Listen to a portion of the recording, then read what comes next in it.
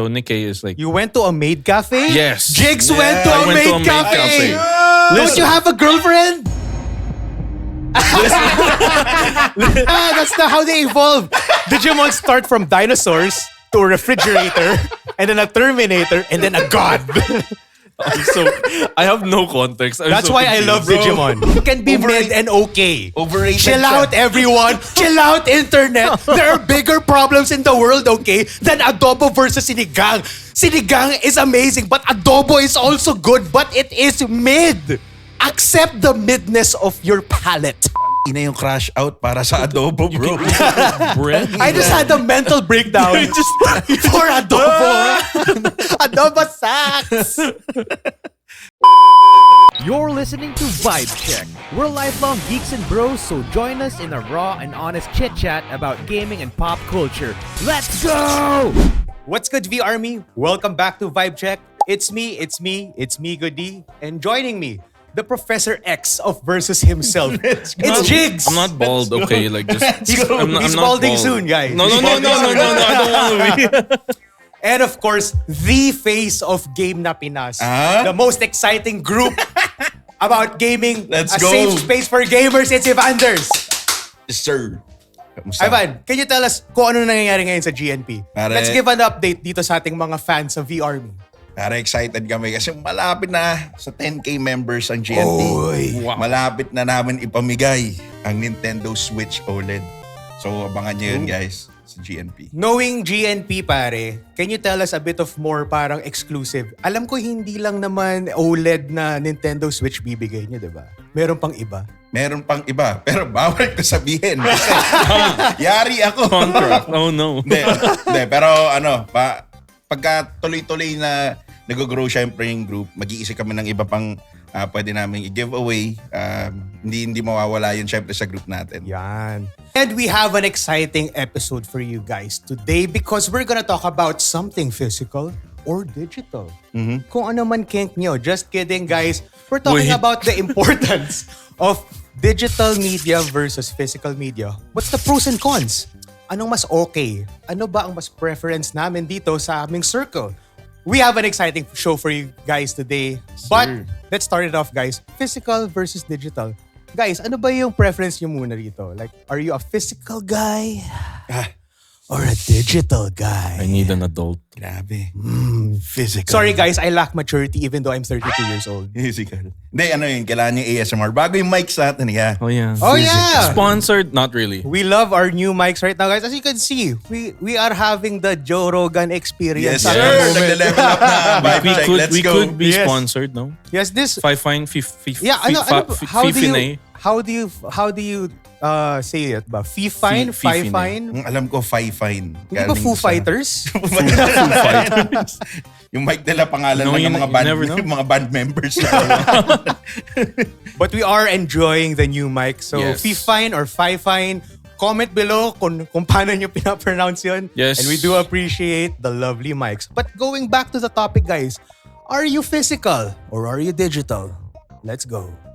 So like no context or... Yeah, no context muna. I'll walk you into it. That's kind of scary. Yes, exactly. I'm- Welcome to Vibe Check.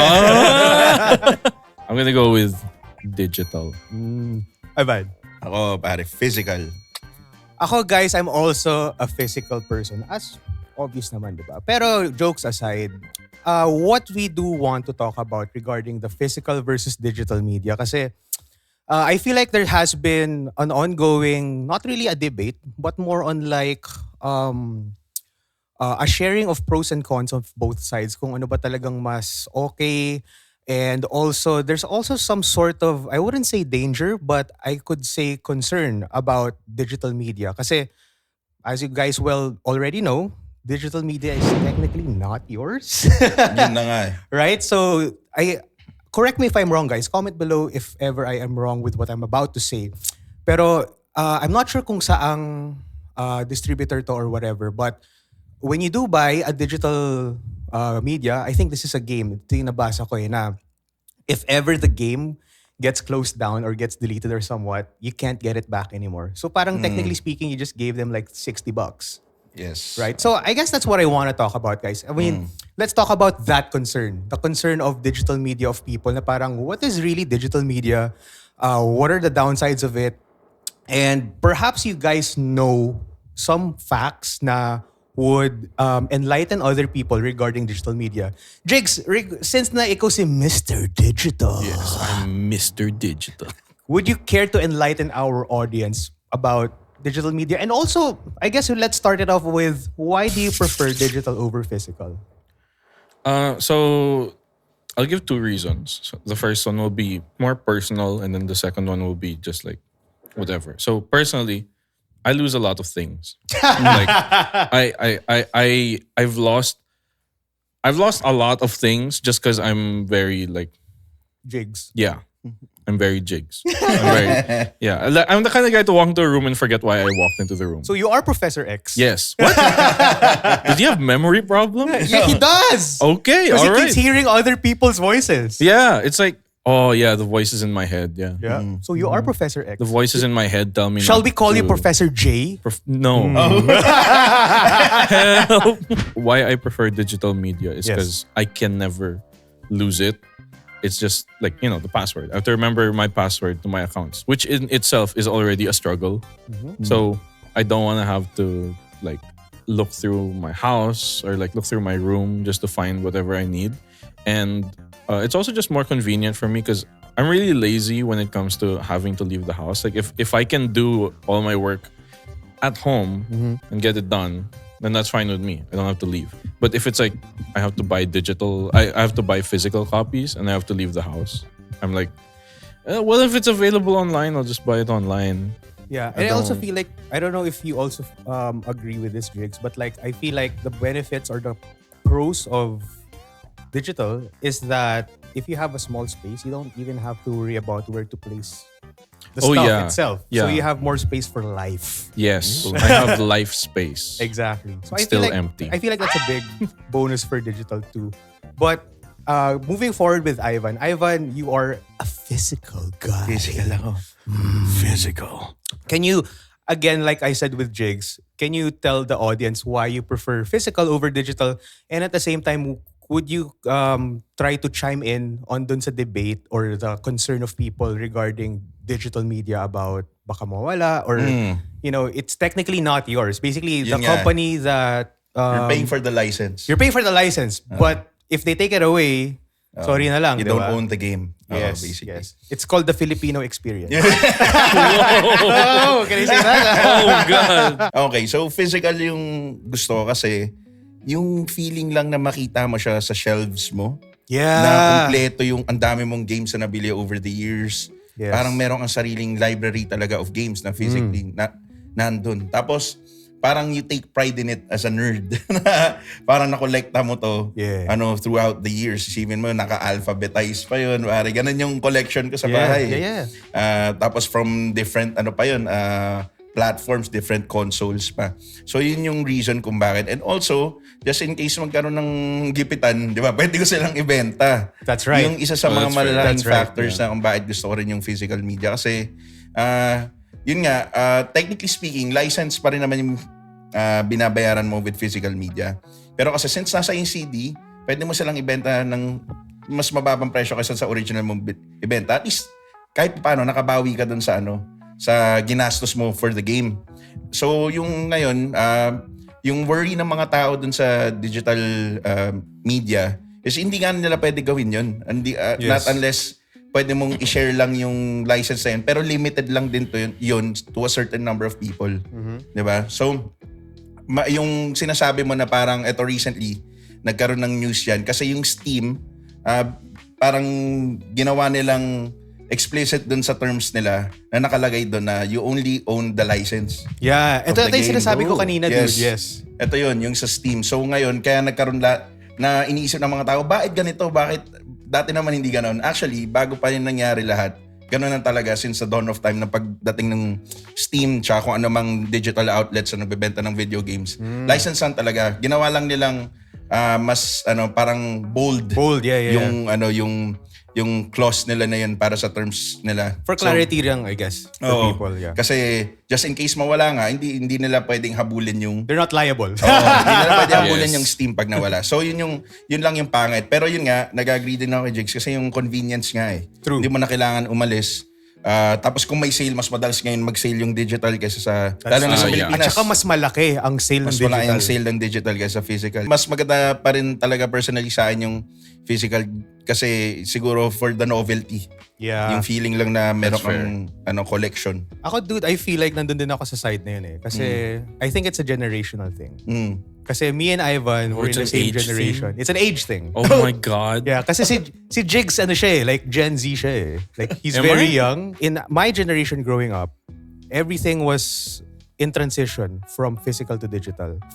And I still remember growing up na I was a collector of comic books, I was a collector of trading cards, I was a collector of at one point shoes, so on and so forth. Parang nasanay na ako doon sa, I guess, sa dopamine feeling of seeing something exactly in your room, displayed, you can touch it, Yes, you can feel it, and you can have like a real memory na, ako pumunta ako sa Glorieta nito and I bought this at certain experience. I mean, like there's like a palpable history to the actual thing.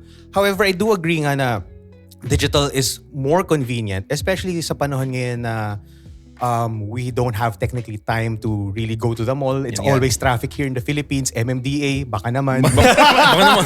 Here's like, I feel like ito yung what we can conclude on this topic. I feel like there can be like a unity between the two ideas. I feel like if you are a fan of a specific title, of a specific genre, or creator ng game, perhaps you can support it in physical. And I feel like mas magiging tangible din yung, well, kasi hawak mo, obviously. But mas magiging tangible yung connection mo doon sa sinusupport mong bagay na yun na you are a fan of. For example, if you're a fan of Kojima, buy Metal Gear, the physical game. Yeah, buy Kojima. Buy Kojima. Hideo, musta ako? Kamusta? But anyway, jokes aside, but if you just want to try a game that you are curious about, you're not yet sure if it's good, I feel like that's a good opportunity to buy it in digital. At the same time, like what Jigs and Ivan said earlier, mas madalas mag-sale at saka mas malaki yung price drop usually ng digital. So I guess it can also be an avenue for you as a self-proclaimed addict gamer or a real gamer to explore more games now without hurting your wallet that much. And then once you find your niche, once you find your title, I feel like that's when you can actually buy the physical thing and have a real physical relationship with an item. But yeah, guys, so the next topic that I want to talk about is Arcane, because Arcane is so big right now that we talked about this actually in episode 2. But we want to talk about it again because we need the views, guys. The studio is not for free. We pay the rent. mics are still being paid off. These were not Magastos, sponsored. guys. Yes, But it's you very know, expensive. baka naman. The aircon is being paid off It's also. off right now. Yes, it's off We're- right now. We're wearing jackets for the aesthetic. Yes, Tsura lang, tsura. yes, and we're actually sweating bullets right now. Sure. You just can't see it because of our excellent producer Gian behind the scenes. Yeah, She her is editing. CGIing the sweat As out we of everywhere. speak. As we Like speak. as the sweat comes out of our pores. Yes, she edits it She out. edits it out. So again, guys, Arcane. Let's talk about Arcane. Why do you think Arcane is so successful, Jigs? So Jigs is the Arcane guy. I'm the Arcane guy. Yeah. Yes. So I had that thought when I was at a non-Arcane related event. It was at a Nikkei event. So Nikkei is like You went to a maid cafe? Yes. Jigs Yeah, went to I a went to maid cafe. cafe. Don't you have a girlfriend? Listen. so our friends over at Tencent invited me. Okay. That's And true, that's true. I This went. is work related. Yes, this is work related. Okay. Because Rafi Malinaw. is cool. Hi, Rafi. Hi, Rafi. If you're watching this. Rafi's cool. He invited Rafi's me. cool. And while I was there, so I was there under the presumption that because how they market Nikkei is like, Is what? titties. What? Titties. Oh. Yes. So it's time crisis if there were jiggle physics. Oh. As how I understand it. While I was there, they were talking about like the game, and then some people were expressing how they didn't like that most people think it's just like, fan service. And I asked them like, why? Is it really more than that? Like, is there good gameplay or whatever? Is there good story? And then they were saying that like the story is good. So I gave it like a skim when I got back home. And like, it's pretty interesting. I think if you experience the game, it would be more compelling. And I said to myself like, okay, so why are they marketing it like that? Like, it's just because it's easier to get clicks or it's easier to get views. And then I thought about Arcane's marketing, and how in my head I didn't really witness any marketing other than the music. From Arcane. Yeah, it was the marketing of both Arcane and League of Legends as a whole. Yes. So their marketing is so strong and effective because you can tie them to like those songs. And then like for me, I love music and I love listening to music. So when I hear those strong kinds of songs that are tied to those IPs, it makes me want to like engage with the IP more. And then I realized Arcane technically is marketing for League of Legends. Yeah. Oh, sigurado. Because it's a league game. It's a league series. So it's Yes. based off of League of Legends. And then when you play League of Legends, you don't really get like that lore. So it's like in addition to, and then like they work with each other. Like there are some League players who see Arcane from the collabs with League. Like you see a new skin come out, like, oh, Arcane, what's this? And then you watch the series. And then there's others that are vice versa. And it's genius to me how The marketing. like just the marketing is so genius because it ties it together so simply.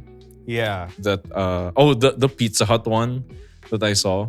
Which one? The heater? Yeah, The no, warmer? the one where it's like it's like promos. Then they just put like the picture of the character there. Oh. And it's just that pizza and then like Caitlyn or pizza and Jinx. And I'm like, huh?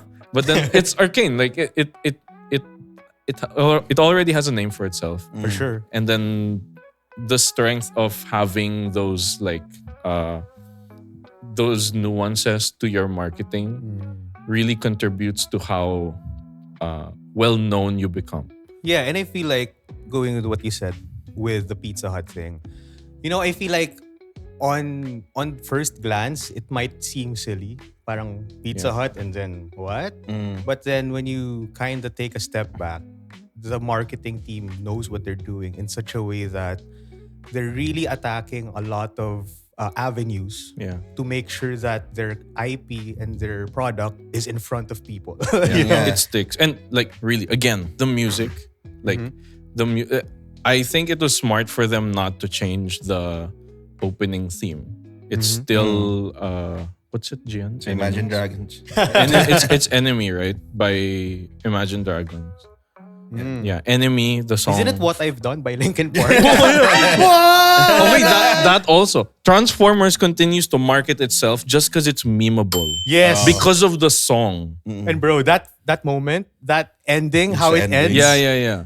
It's We're made gonna its do way, that for this episode. it's made its way into things that aren't even Transformers related. Yeah. Yun nga. So there, what I'm trying to say is like the power of music in your marketing. If you can pick a song that people will resonate with, Gets. it makes it so much easier. It transcends it. Yeah, I think that's also why most mobile games I've been playing recently, like Honor of Kings and Call of Duty Mobile, even Nikkei, when you open the menu, there's a song playing that's totally unrelated to whatever is in the game. Like you'd never hear the song in the game. You just hear it there. Gets. So it's like they're trying to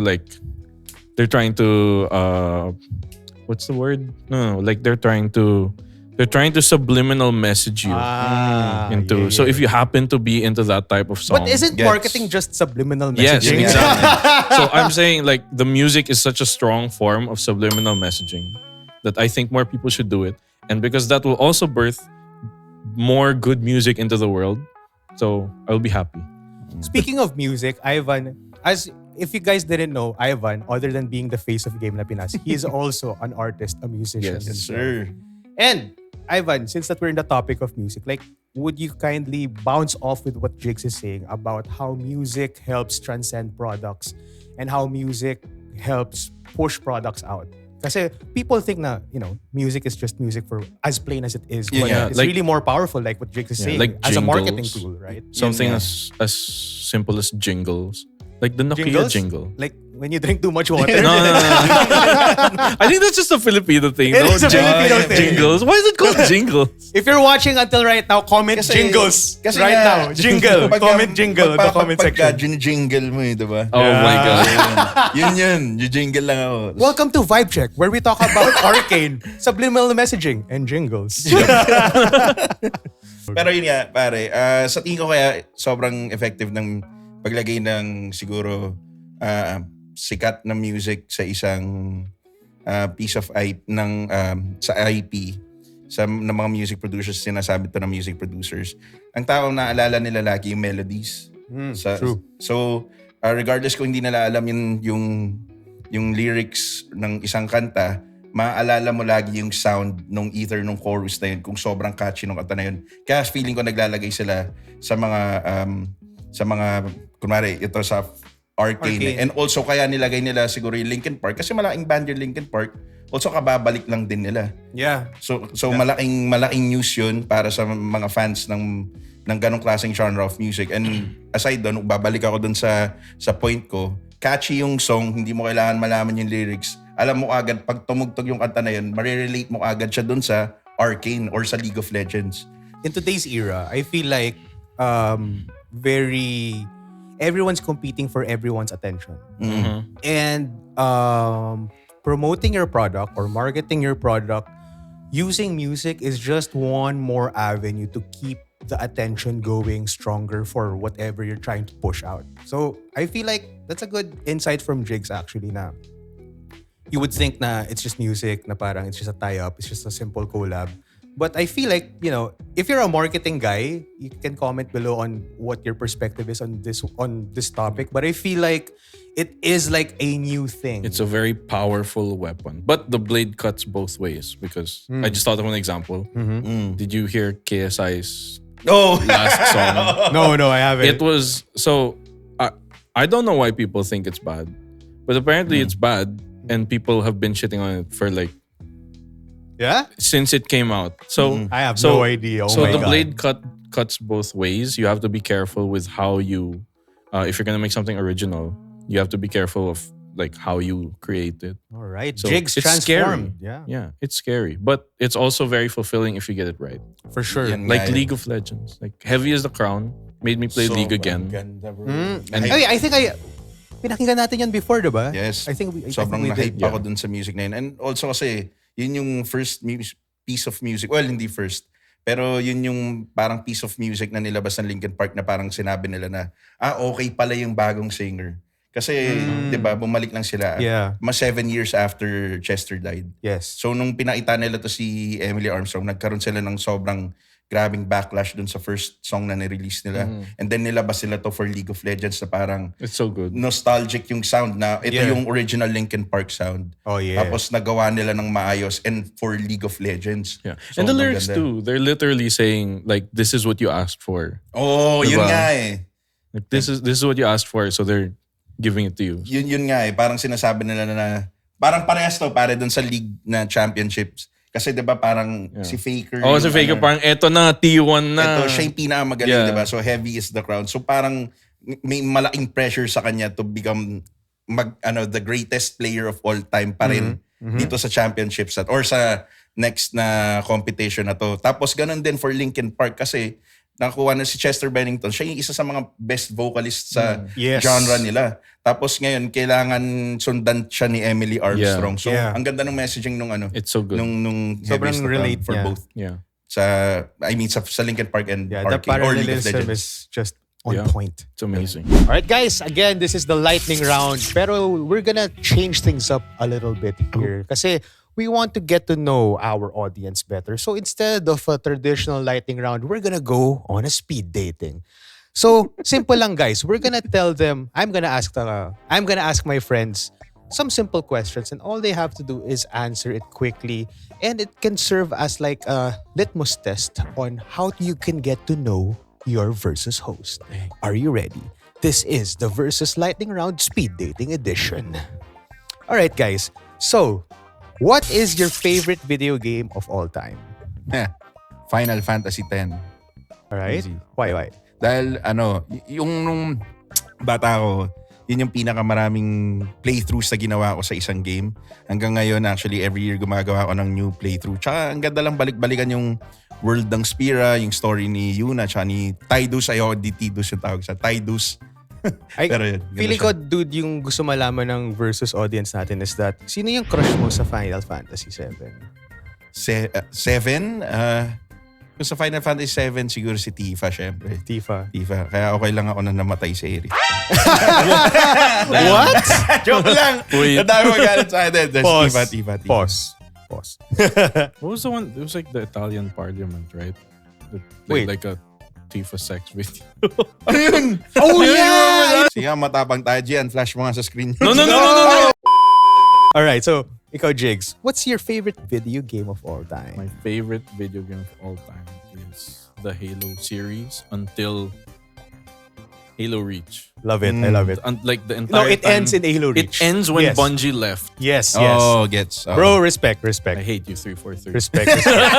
I'm kidding. Please sponsor us, Halo merch. Respect. Dude, honestly, I love Halo then kasi I feel like when it first came out in the Xbox, kalimutan ko na ng year yan eh. Dude, I was like 10 when What? it came out. I was like 10. I was like 9. 13, 14. 13 probably. So yeah, I still remember my first Halo purchase. I went to SM Mega Mall sa Toy Kingdom and I bought the Halo Combat Evolved CD. And oh man, it's amazing. Thank you to my ninang who bought that game for me. On that night itself, I did not sleep. Dude, that game gave me nightmares. Yeah, dude. Because Honestly, the elites would like their... yeah, yung hunters. Yeah. So- As like a child, it's like Yeah. fucking terrifying for some At reason. saka, like, in retrospect, back in the day when we were kids, yung epic theme ng Halo. Oh, Yeah, it's spooky. that was It's spooky as yeah. Nakakatakot spooky nga as yun. shit. Favorite ni Kermit the Frog yun sa Omegle. Alam But mo. but moving forward, my favorite game of all time is probably, man, this is hard because like I would usually say Suikoden because Suikoden's amazing, but at the same time, I have to say Pokemon. Like any Pokemon Like game, all of it. like all of the Pokemon No, I games. never like... You never played Pokemon? I was the kid who like would pretend that they liked Pokemon just to fit in. Are you a Digimon kid? No. Ah, I just didn't play... That's the correct answer because I was beat shit out of you right now. Whoa! Digimon fans, y'all mid. Pinapahilig Digimon is mid. Y'all like the fucking Pokemon crane looking animals. Y'all suck. Oh my Anyway. God. There goes the Digimon sponsorship. Bye, Bandai Namco. No, Digimon, we love you. Pero ba't ayaw mo yung Digimon? Kasi dapat yung evolution nila from dinosaur to Naging tanke. Toref. Yeah, that's how they evolve. Digimon start from dinosaurs to a refrigerator and then a Terminator and then a god. So I have no context. I'm That's so why I love confused. Digimon. Turn that around, you know? That's Like why U-turn. I'm part of you guys. I'm one of you. I'm a Digimon guy. But moving forward, guys, I think I do love Pokemon kasi the first Pokemon that I played is Blue version Blue. from the very OG Yes, sir. Game Boy console or handheld rather. And then come to think of it, I've been playing Pokemon games ever since then. Because even the most recent one, Pokemon Scarlet. So I bought funny story. This is how it ties up with Suikoden. I bought a Nintendo Switch because I know that they're making a Suikoden remake of Suikoden 1 and 2. So I bought a Switch ASAP. And then when I got the Switch, obviously Suikoden's still not available until now actually as of shooting right now. So I was thinking, what should I buy right now with my Switch? And then that's when the first Pokemon Scarlet came out. So I bought it. I got addicted. It's amazing. I got a lot of Growlites. Obviously, Growlite fans, you're amazing. However, if you're a Vaporeon fan, get the fuck out of our podcast. Bakit? Bakit? No, let's not get into Bakit? that. No. Kala ko kwento din natin eh. Vaporeon fans, I know what you're up to. Oh my God. You're not okay people, Because you're- okay? But if you're a Vaporeon fan, please comment below why you like Vaporeon. Ayan. All right. So next question, guys. What is the most overrated game ever? Every single MOBA in existence. What? Like all of them. All of them? As someone who plays MOBAs, I play like mobile, I play on My PC. God. This is like an played all of inside them. job. Yes. MOBA players, all of you have Stockholm Syndrome, probably. It's like all you know. So you just keep playing. Like it has to be fun. You know? Yeah, It needs yeah. to be fun. It needs to be Otherwise, you've been playing for hours and it means nothing. God. It needs to be fun. It has to be. It must be, no? I have so many hours Actually, in League Jakes- of Legends and Dota, you know? It's gotta be fun, right? Jakes, this is a special episode actually. This is our intervention. Oh, for no, you. no. Yeah, This is the Ito na International naman yun. Jigs MOBA Intervention Day. Ako, siguro, kahit anong competitive shooter. So, we bring out the big guns. No, yo. kasi sa akin lang, parang masaya naman siya. Pero after a while, para sa akin, nawawala na agad yung, yung magic ng mga competitive shooters. Kasi ulit-ulit yung maps, tapos minsan pare-pares lang di kasama mo. So mga taong kasama, minsan yung mga kasama pa sa online, pag random na tao, parang ayaw mo rin kasama kasi ayaw mo na sila kalaro. So, ayun lang, mabilis ako mabore. Kaya mas gusto ko yung mga single player Napansin ko games. sa choices niyong dalawa, it has something to do, yung overratedness, it has something to do with the repetitive nature of what you're playing. So feeling, diba, like you said, MOBA, this is all you Ulit-ulit know. It must be So, fun. it has to be fun. I've been playing it in high school. Right? It has to be fun, right? Right? Jigs, stop. We're gonna go to Cardinal. Ang gigigil eh. But for me, but I think that's a good perspective na parang I feel like marami ng games na ganun eh. Yung super like very simple ABC lang na type of playthrough. So I feel like that has something to do with the overratedness. But for me, I feel like, oh shit, I'm having an inception moment.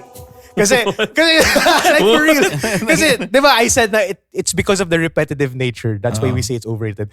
My choice, bigla na lang nag-connect siya everything. Kasi my choice is 2K. NBA 2K. NBA 2K. Di ba parang it's all you know, it Yeah, must be it good. must be good. Every year it looks like the same, Yeah. just like MOBAs, just like FPS. Stockholm Syndrome, dude. Is gaming Stockholm Syndrome? Tune in later on Vibe Check. No. So the next burning question is Adobo or Sinigang? Jigs, Adobo or Sinigang? Dude, Adobo. You're mid. No question. What You're do you mid. mean? Cut bro? the audio. Adobo, Bro. mid. I bet you use the Nor Sinigang mix, bro. I bet you use Datu Puti, not even the Is there low any sodium other, kind. Is there any other suka? Yeah, Datu Itim. Going back, why adobo? Dude, because you can eat it with Kasi, anything. so, okay, I'm not saying adobo's bad, but the question is adobo or sinigang. So you would rather have adobo than sinigang? Yeah, man. Really? Yeah, it lasts like forever. You That's can, true. You can eat it with bread. You Okay. can like it's like almost impossible to fuck up adobo. All right, Jigs, enough with the adobo glazing, okay? Bro, like legit, you can fuck up sinigang. you can't fuck up sinigang. You can fuck up sinigang. You gotta be Why? dude. If Okay, you, but you wait, gotta, you gotta no, be time out. way dumber to fuck If up you adobo. fuck up sinigang, you're not Filipino.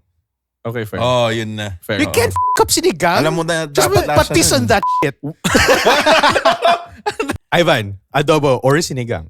Adobo. Sinigang. Yeah, Why diba? are you guys Adobo's adobo mid. If you're an haters, man? adobo fan, you're mid. De, sinigang. But adobo's Di, so good, man. Okay din ang adobo. Yes. Okay din siya. Okay. Joke lang Adobo's yung okay, adobo. but it's also mid. Oh, Things can be mid and okay. Overrated Chill siya. out, everyone. Chill out, internet. There are bigger problems in the world, okay, than adobo versus sinigang.